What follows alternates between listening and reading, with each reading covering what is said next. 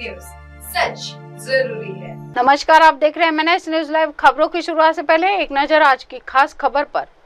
हम खुले मन से स्वागत करते हैं। संजय राउत ने सीपी राधाकृष्णन की जमकर की तारीफ। एनडीए ने महाराष्ट्र के राज्यपाल सीपी राधाकृष्णन को उपराष्ट्रपति पद के लिए घोषित किया है। सीपी राधाकृष्णन को उपराष्ट्रपति का उम्मीदवार बनाए जाने पर शिवसेना नेता संजय राउत ने अपनी टिप्पणी की है।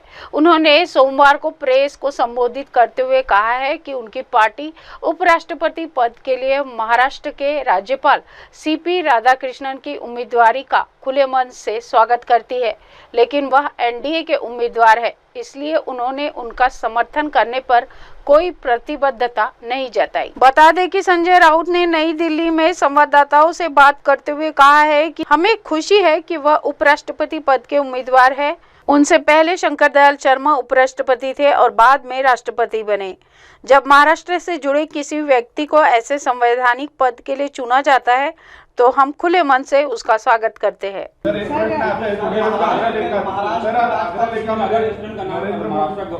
के गवर्नर सीपी राधाकृष्णन का नाम वाइस प्रेसिडेंट पद के लिए नॉमिनेट किया गया है एक तरफ से। देखिए, महाराष्ट्र हमारी पार्टी क्यों सपोर्ट करे, ये क्या सवाल है क्या? सीपी राधाकृष्णन जी महाराष्ट्र के जरूर राज्यपाल हैं। 1 साल से वो महाराष्ट्र की गवर्नर की कमान संभाल रहे हैं। बहुत ही बैलेंस पर्सनालिटी है।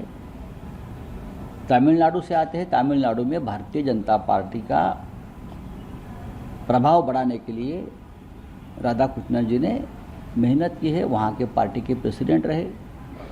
आरएसएस जनसंघ के साथ उनका रिश्ता है, जनसंघ के साथ काम किया है। तो पार्टी केडर के आदमी है, यो बीजेपी के, कोई बाहर का आदमी नहीं है। तो अगर पार्टी केडर का आदमी इस पद पर बैठा है और जो आरएसएस से जुड़ा है, तो आरएसएस और बीजेपी में उनके नाम पर सहमति हुई क्या इंडिया और उनका नाम आने से जरूर महाराष्ट्र का राज्यपाल अगर उपराष्ट्रपति बनते हैं तो हम खुशी जाहिर करेंगे, लेकिन चुनाव तो होगा। इंडिया ब्लॉक एक निर्णय लेगा। क्या निर्णय लेगा मैं अभी नहीं बता सकता हूँ, लेकिन आज हम बैठेंगे। जब राहुल गांधी जी ने सभी ऑल पार्टी जो है इंडिया ब्लॉक में उनको निमंत्रण दिया था, उद्धव जी आए थे, तो उस वक्त भी इस विषय पर चर्चा हुई। खड़गे साहब से चर्चा हुई, राहुल गांधी जी से चर्चा हुई। सभी के मतांतर वहाँ हुए हैं और आज हम वापस सुबह उस बारे में चर्चा करेंगे और निर्णय लेंगे।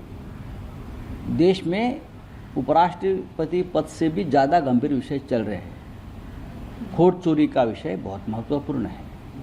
हम उनके ऊपर से ध्यान हटाना नहीं चाहते। उद्धव ठाकरे जी का ये कहना है, हमारे पास अभी बहुमत नहीं है चुनाव लड़ने के लिए, तो ध्यान नहीं हटाना चाहिए। जो मेन कोर इशू है अब इस देश में चल रहे हैं, चुनाव आयोग का घोटाला है, वोटर लिस्ट की गड़बड़ी है, SIR का इशू है, ये कोर इशू है देश में, राजनीति में।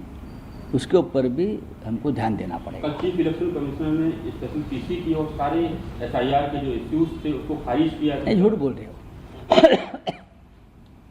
वो भारतीय जनता पार्टी की वकालत कर रहे थे। संवैधानिक पद पर बैठे हुए व्यक्ति ने किसी पार्टी की या सरकार की वकालत नहीं करनी चाहिए। यह हमारा संविधान का सबसे बड़ा मंत्र है। राहुल गांधी के पास हमारा चुनाव आयोग एफिडेविट मांग रहा है। यही आरोप केंद्र के एक मंत्री अनुराग ठाकुर ने किए हैं। किस प्रकार से होटल लिस्ट में घोटाले हुए, चाहे इटावा हो, चाहे वायनाड हो, चाहे यहाँ हो वहाँ हो, ये कौन बोल रहा है? ये केंद्रीय मंत्री अनुराग ठाकुर बोल रहे हैं। तो क्या हमारे चुनाव आयोग के पास ये हिम्मत है? संविधान ने जो उनको अधिकार दिया है, हाँ, वहाँ बैठने का, क्या वो केंद्रीय मंत्री के पास भी इस प्रकार से एफिडेविट मांग सकते हैं? मांगो, हिम्मत है तो मांग लीजिए। देश की पूरी जनता आपको एफिडेविट दे देगी।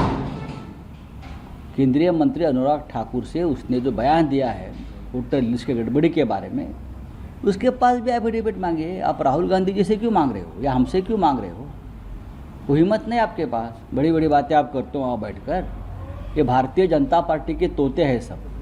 इंडिया ब्लॉक की ओर से कोई कैंडिडेचर आएगा क्या वाइस प्रेसिडेंशियल इलेक्शंस के लिए? मैंने कहा ना, क्योंकि आप चर्चा कह रहे हो होगी। कि ध्यान ना हटे, तो उस पर कॉन्सेंट्रेट करने के लिए उसको जो है इजीली नहीं, मैं देखो अभी चर्चा होगी।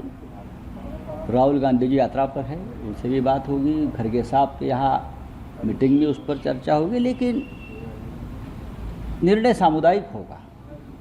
लड़ना है तो लड़ेंगे, और कुछ निर्णय करना है तो सभी को साथ लेकर उस निर्णय के बारे में हम सोचेंगे। अखिलेश यादव ने ट्वीट किया, उन्होंने कहा कि एफिडेविट की बात कर रहा है इलेक्शन कमीशन, हमने प्रूफ दिया है, एक्सेप्टेंस भी हुआ है, आपको रिसीव भी करते हैं। देखिए, चुनाव आयोग जो है वो एक तरफा बर्ताव कर रहा है।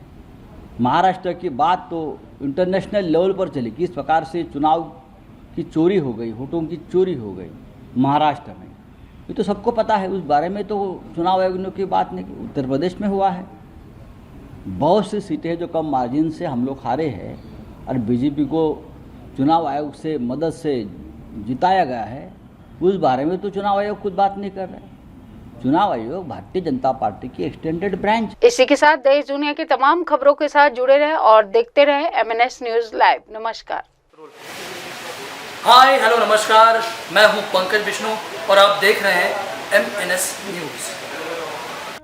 देखिए साईं बाबा की आरती लाइव शिरडी से हर रोज सुबह सिर्फ MNS न्यूज पर। आप देख रहे हैं MNS न्यूज, सच जरूरी।